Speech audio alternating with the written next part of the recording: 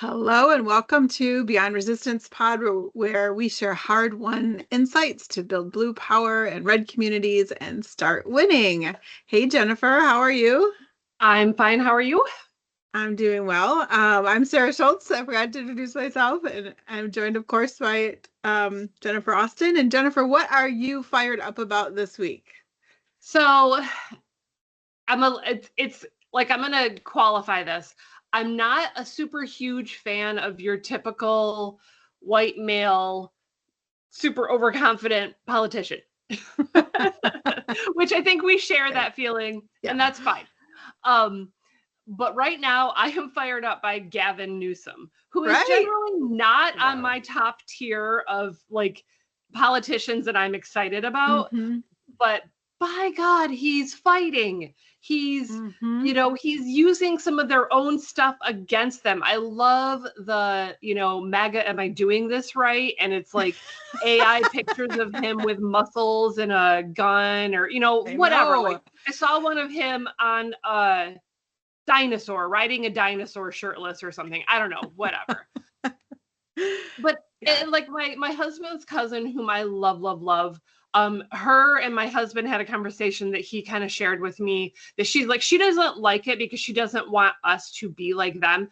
And I hadn't been part of this conversation, or I would have shared this with her. So Nancy, if you're listening, um, I agree. I do not want us to be like them. But I think this is not a case of us being MAGA. It's a case Mm-hmm. of us showing how ridiculous Yeah. it is. Yeah. Like Yeah. it just, his tweets and stuff that he's, and I will also say, I believe it's his comms team. It's not him. He Yeah. is not tweeting this Yeah, stuff. I It's read some article about his like director of communications, and she's yes, like in her 20s and amazing like woman yes. out in And California. she Yeah. is the one, Yeah. yeah, Yeah, yeah. she is the one doing this. So Yeah. yes, credit where credit is due, and I apologize, ma'am. I don't remember what your name was. I think it was like Camilla or Camilla or something. I can't remember.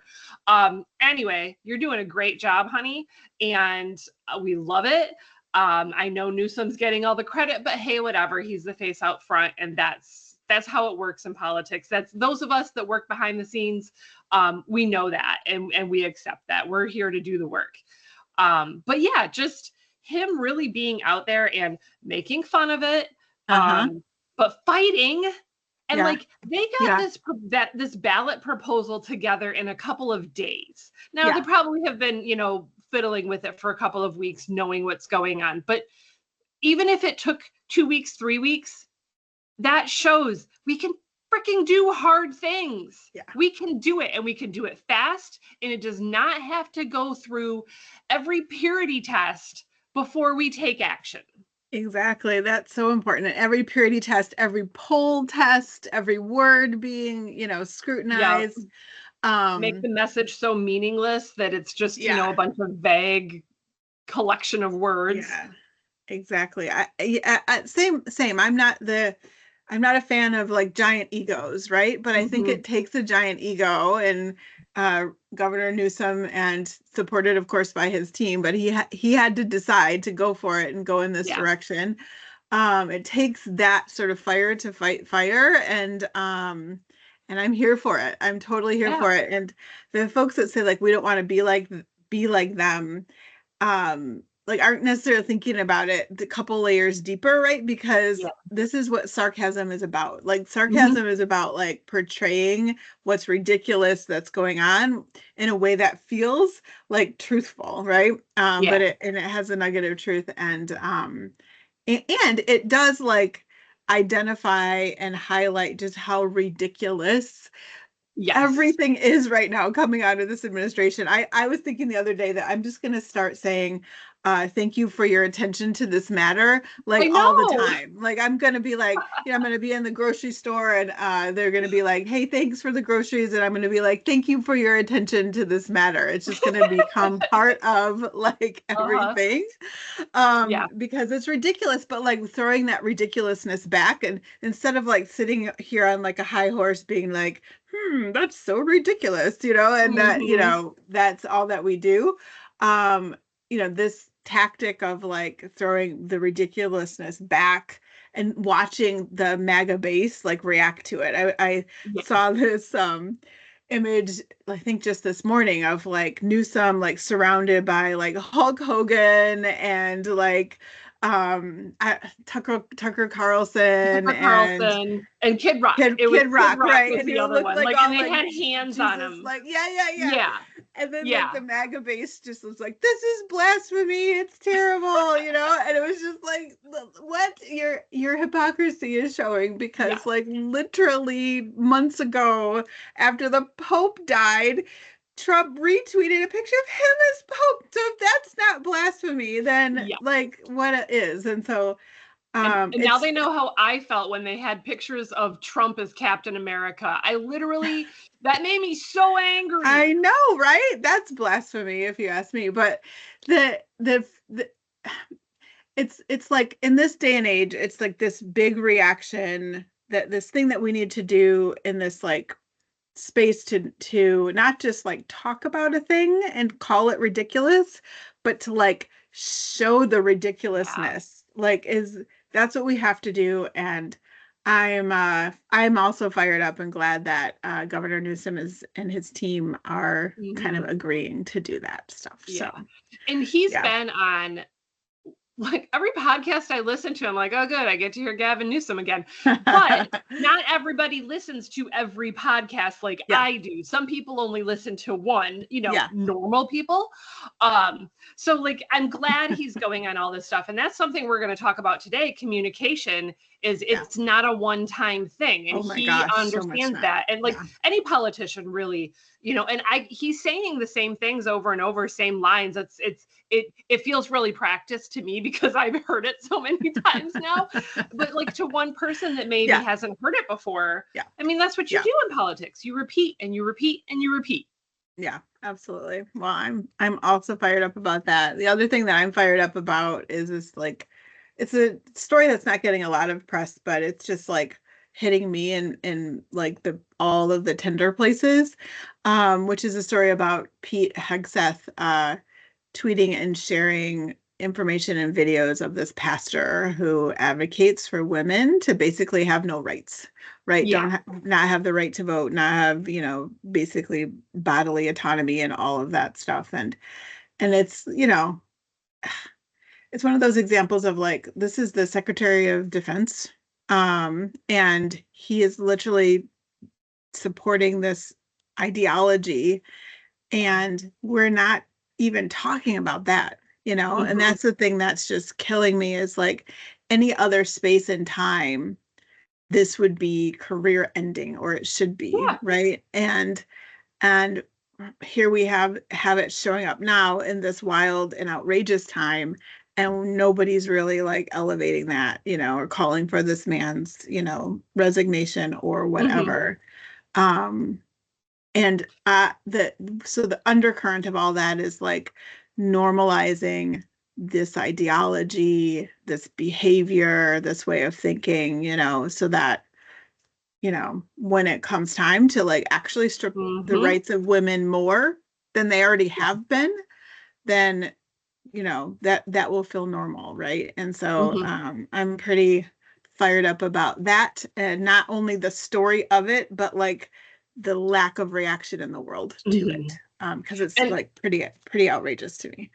Yes. And like the lack of reaction, I won't even be upset at the world for lack of reaction, because we can only react to so much. There's literally something every damn day. Yeah. But I do think, like you said, it's like a normalization, and he's not the only one. There are other people in the administration, whether officially or unofficially, who have been talking about this, who, there are billionaires out there. I think there's like specifically two billionaires I've heard of in Texas who are oil billionaires. And no, I don't remember their names. That's not my superpower, remembering a name. But there are two billionaires, oil billionaires in Texas, who are Christian nationalists, and that's their goal, is white Christian nationalism. And I'll call it subjugation of women. I'm sure that's not what they would call it, but that is a big part of this MAGA movement. And for sure, it's not that everybody in MAGA or the Trump world agrees with that, but there's nobody saying they don't agree with it. Exactly. They're not out there fighting against it. And Hegseth is in charge of the military. He's already gotten rid of transgender people illegally, forced them out of the military, or in the process of forcing them all out of the military. He's taken away efforts to protect women and diversity within the military. And he's already said that he doesn't think that women should be in the military. So that this is just a base layer, a foundation of what he wants to continue doing. And anybody that's like, y'all are overreacting, women have all the same rights and blah, blah, blah. Like, maybe at this very moment, things are okay. But if you have people in power that are saying these things, then you've already, I don't want to say you've already lost, but you've already lost like the first battle. The first battle is not letting these people get in office. Yeah. And we've lost that. I know. It reminds me of back when I was running for Michigan State House in 2018, I did a forum that was supposed to be a women's issue forum, right? So like my first thing I said was there are no issues that are women's issues only. But there was a Republican candidate for the state house who eventually lost in the primary, but he agreed to be part of the forum. My eventual opponent did not. She was a woman, so she chose not to go to that, of course. Very famous for not showing up to things. But so one of the questions was about the Equal Rights Amendment, like the ERA. Should we pass the ERA finally after, a century or whatever? The answer to that from this Republican man who was, in the primary for the state house was, why do you need the ERA? You have all the rights. Like, why? Like, why do you need this? Why do we need to go through this process? And the answer is right now, right here. If you don't have an amendment, if you don't have it enshrined in the Constitution, then your rights are at the whim of who's ever in office. Yeah. And that's what's going on right now. That's what's going on. If we track back to the Roe decision and all of that, can track back to Trump being in office, can track back to previous opportunities that the Republicans had to not allow Obama to select Supreme Court justices, and that's how we got here. So we're at the whim of, sadly, a lot of men in office and what they feel like it should be our rights or not when they're not enshrined in the Constitution. And it's pretty bullshit for a man to sit up there on that stage literally next to me and say, why do you care if you've got your rights as part of the Constitution? You're pretty good now, and won't you always be? And here we are on this road. We've already seen, some of our most fundamental rights being eroded, and more to come. And this sharing from Pete Hegseth of this ideology that women shouldn't have the right to vote is just part of that. And by the way, if I, like, as an HR person, thinking about, like, if I were to work for an organization whose head of the organization said, I don't believe that women should work here, that's what's going on in the military right now. Yeah, like, that's literally what's going on. The CEO of the military is saying out loud, women should not work here, which would be fucking illegal in any other place and time, in any other organization from an HR perspective. And I cannot imagine being a woman in the military right now, or a trans person no longer in the military, having already lost their career. It's a bunch of bullshit, and we're like standing for it way too much. Like, we've got to continue to fight, because it's death by 1,000 paper cuts. And that's why we need these constitutional promises around rights for everybody. Yeah, we really do. We're looking at Obergefell and the possibility that that's going to be gone. And if the Constitution doesn't say you have a right, you have a good chance of losing it. I mean, just everything Trump's doing, he's pushing the boundaries on everything. And assuming we ever gain power again, our first order of business is going to have to be enshrining rights and rules. You know, we've already said, I don't fucking care about norms and rules if they're not a law, but there are some things we're going to have to make law. Yeah. Yeah. And like learn from this experience of like, yes, for the last 250 years, almost 300 years, right? That, you know, some of these things haven't been pushed on in this way, and like decorum has like ruled in some ways here and there, but like the fact that we have this administration that's willing to just run over whatever possible opportunity they have should cause us to learn from this experience to like ironclad these rights into the future. So I'm hoping like that's what we got to keep fighting for, and all of that. So I was actually more fired up than I thought I was to talk about that one. So I surprised myself. So you know, back to like local stuff, right? So like our podcast is all about like helping local communities in red areas build blue power, like we've been able to do here in Midland. And so we've had some examples of that, or some like learnings of that here locally in the last couple of weeks that we thought we could talk a little bit about. And one of them is about communication. So I was out of town a bit here and there to like really live through what kind of this one example. So Jennifer, I wonder if you could share about what's been going on here. Yeah. So we've been a little quiet this summer since the No Kings protest. You know, we had that big one. I don't think we've had anything else since then. There have been other groups that have done protests, but I don't think the Midland Dems or the Women of Michigan Action Network have done anything. Partly because we're all a little busy and it's summer. Summer's hard, so, yeah, summer's hard. We're going to get back in the swing of things. But we've just been taking a little bit of a break, and that is important. You have to rest.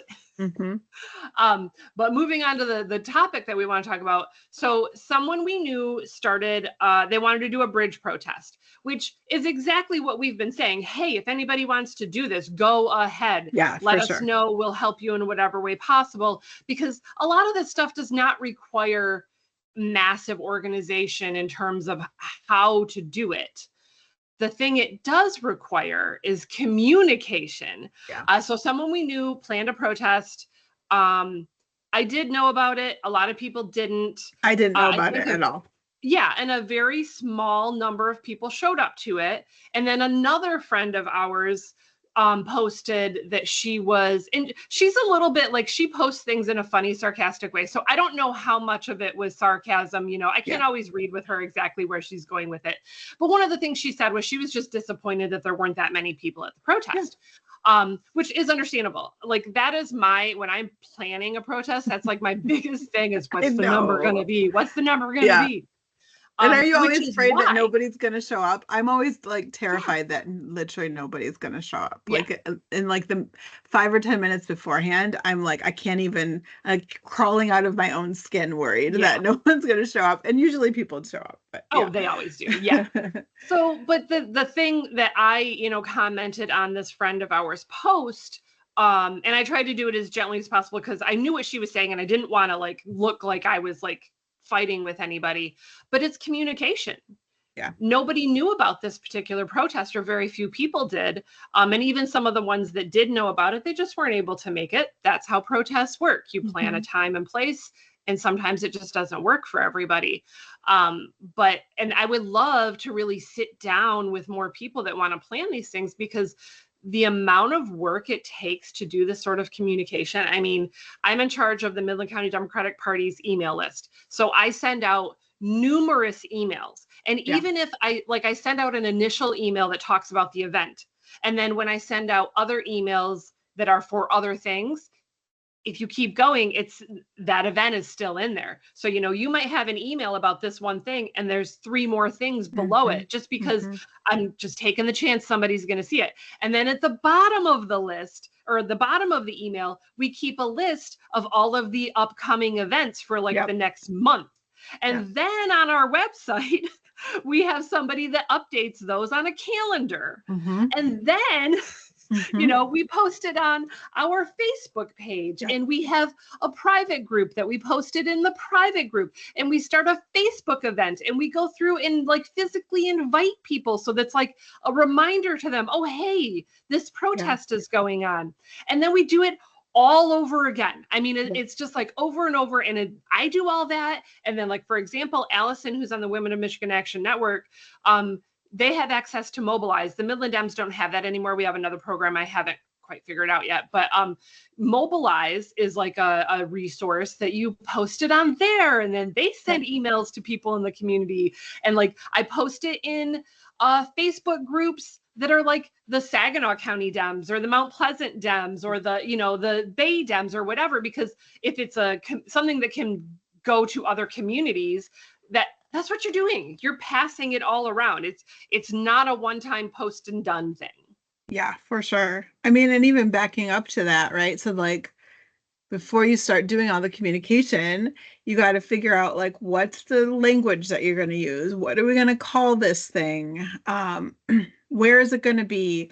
How are we going to brand it? Who's going to be like involved? Is this a joint effort between, among Democratic like county parties in the area? Is it a joint effort? Are we going to be involving other groups? Literally, what are the like images and collateral that we're going to use? So when somebody, sees this image like from across the room, they'll be triggered to remember, oh yeah, there's this event that's going on, because it's been consistently branded in that way. And it doesn't take, it takes effort, but it doesn't take like a lot of like fancy expertise. It's like a lot of this just like over communicating, just like what we said with we see Governor Newsom everywhere, right? He's communicating everywhere all the time. We do stuff in the newspaper, we send out press releases, like all of the things. And and it's not a slight on anybody that event happened and not a lot of folks showed up. It's two things. It's one, a learning opportunity, right? Yes. And the whole reason we exist in this podcast in this space is to teach folks how to do things. Yeah. So we're here. We make no kind of secret about that. The other thing that I just kind of is under this for me is just like, I think about the friend who posted about how they were like kind of disheartened that not a lot of people showed up. And like the connection that she made was like, does this mean that people don't care? Does this mean that we're standing down like in the face of the administration? And so I think about like these events and how important it is to do them well. So that it's not like, oh shoot, the 9 people who were there are now like bummed out because their experience wasn't good and they're thinking that like, we're losing or something like that. And maybe they don't show up to the next thing. So it's important, like from that perspective too, to kind of like put all the efforts possible into communication so that it doesn't have a negative impact on future events if it doesn't if it doesn't turn out well. Yeah, and not just the people that came to the event, but so it was an overpass over US 10. There's lots of traffic that sees that. Yeah. So did that traffic say, oh, wow, I thought we were doing better than that. Why are there no people there? Yeah. So it's like the communication all around that what your protest is going to communicate. Yeah. So yeah, and once again, not disparaging anybody that put that on. I don't know that they have the information that we have. They don't have the experience that we have. And that's like the whole point. That's why we talk about this on the podcast and why I said, like, I would love to do a training on this. And, probably we will in the very near future at our local level. We'll do a training on everything that we do to try to make these events stand out. And that's not just protests. That's fundraisers. That's our monthly meetings. That's everything, like a meet and greet with a candidate or a politician or whatever. We do this stuff all the time. And it's cumulative, right? So it's, if you've got a new person showing up at an event, that new person, you try to get, their information, you get information out to them about the monthly meeting of the Democratic Party. you get information about a fundraiser when a candidate's coming to town. And it builds and it builds. And the whole like idea is building blue power, and it's building those connections, and especially making people who are, progressive, Democrats, all of that, whatever category on the left that you are under, like that, that you're not alone, that you have a base in your community that's building and growing, and how do you plug into that? That's really like the snowball, like down the mountain that we're continuing to go for, which makes me think about just like from a numbers perspective and a Democratic Party locally perspective. I wonder if you have top of mind. I know we've increased our membership since you've been our chair. How like what's your recollection about how much we've been able to do that? Just looked at that number the other day. I think it's like 250%. Yeah. So is what we've increased our membership. Yeah. And that's since 2020, 2021? Yes, 2021. Yep. That's when I first became chair. So we've increased the membership locally of the party, right, by 200% in the last 4 years. And that is really through all of these like strategic efforts to build, to get the word out, to get information, to like have the, do the like over communicating in a way that respects people, right? To be able to know what to do and where to go to find the information and all of that stuff. So it's important. Yeah. And that's, just to be clear for people out there who are looking to do some of this work, we have MailChimp. Doesn't have to be that system. I know other people that just use Gmail, or other county parties that just use Gmail. I would not recommend it, but there are ways, you don't have to go with like a big expensive thing. There are ways around it. But, our email list started out, I think when I started as chair, it was like 700 people. It's now over 1,600 people. And that's just a matter of being present in the community. And every time we're present in the community, we have a clipboard with a sheet that you can join our email list. And sure, we have people that fall off of it and say they want to be off of it. That's fine. But it's usually very few. We're growing more than we're losing. Yeah. And that's like a huge way. And we have about a 50% open rate, which are like, oh, well, that means only 800 people. Yeah, 800 people are opening our emails. Yeah. And it's not always the same 800. You might have people kind of like, if they see 5 emails from the Midland Dems in a month, they're like, okay, I'm going to open up 2 or whatever, and I get that. But same thing with your Facebook page or your Twitter page or whatever your social media is, you grow that in whatever way possible. Some of that is posting, interacting with posters. There's an ability to invite people that have liked your post to like your page. And it's a matter of being active and being out there and engaging to get people to engage with you. Exactly. And again, you don't have to hire like fancy communication consultants to do this. It's about like over communicating, being super clear about what you're doing and like getting in a groove of it so that, like it's this thing and this thing and this thing. Yeah. It's email a couple of times. It's like, I've got these, private groups that I always post, that always get the post or whatever. Yeah. So that was one big learning as far as like building this blue power locally, is to think about your communication strategy and to just know that, just saying one time that in one space that you're doing something may not get you the results that you're looking for. Yeah. And the danger of that is that there could impact like the impact of a not so well attended event can kind of proliferate to other events in the future if it starts to make people feel like the power's not here, we're not doing what we need to be doing. So super important. And I just wanted to add one more thing for people who are thinking like, oh, there's no way, I don't know how to use social media and I don't know how to use this and that. It's not that hard. I mean, I knew how to use social media a little bit when I first started this. I didn't know how to use Canva. I can now graphic design just about anything you want. I can make all sorts of stuff. I learned video editing. I learned, social media. the information is out there. There's tutorials, there's stuff out there to show you how to learn this stuff. And I'm not a particularly techie person, so you can learn it too. It really is possible. For sure. And there's a lot of like platforms and structures out there that can really, really help you to do that. And as we're working through the offerings to come on our blueprint and then eventually our book, will be providing some of those really concrete places to go to use for this idea around communication. Yeah. Awesome. Well, before we finish up, I do have a question of the day for you, Jennifer, unless you had one. I did not. Okay.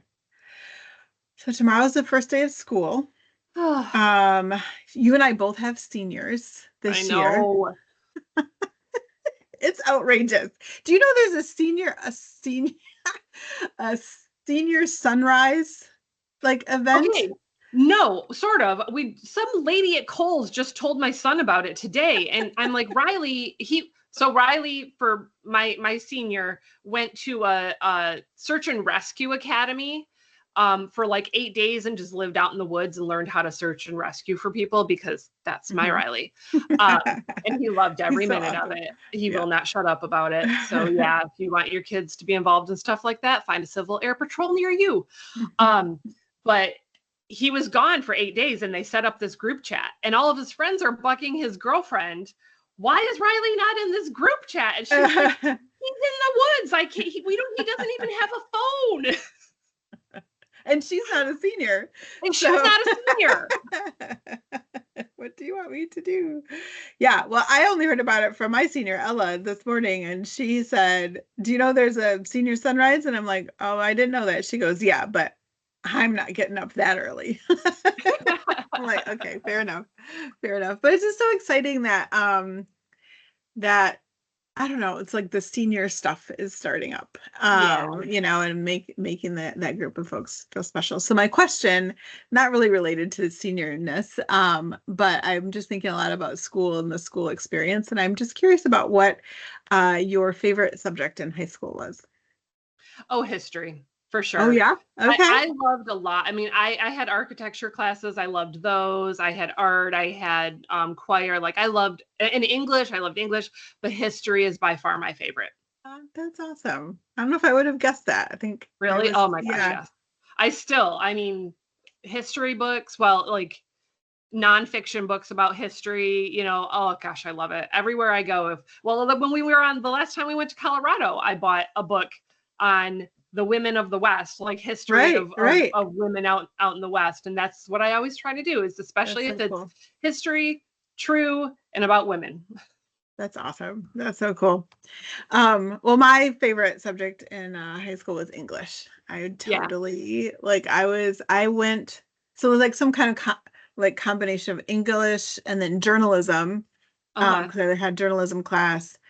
And theater, but like English was the thing. And I just loved writing. I loved analyzing. I loved poetry. And my first major in college was journalism. Okay. Yeah. And actually I almost got suspended in high school for writing articles that my principal didn't enjoy. So my radicalness stems back to those days. But yeah. I don't know, I was talking with my kids about favorite subjects and sharing with them that. I think for my Riley, his favorite is art, and probably history second. Those are the two that he likes the best. If they had a flying class where he could learn to fly airplanes, that would be his favorite. He would love that for sure. Yeah. I don't know what Ella would say. Oh, no, I do. She loves her choir. Loves her choir. She loves her choir teacher. She's super proud to be part of that choir. She should be. They're amazing. Yeah, they're so good. There would be no question from her that would be her favorite. Yeah. Well, a big year coming up for us in all the ways, and including this one. So thanks everyone for listening to the pod. And we'll be back again next week for some more information about how to build some blue power and red communities and start winning. Thanks, Jennifer. Thank you. See everybody later. Bye-bye.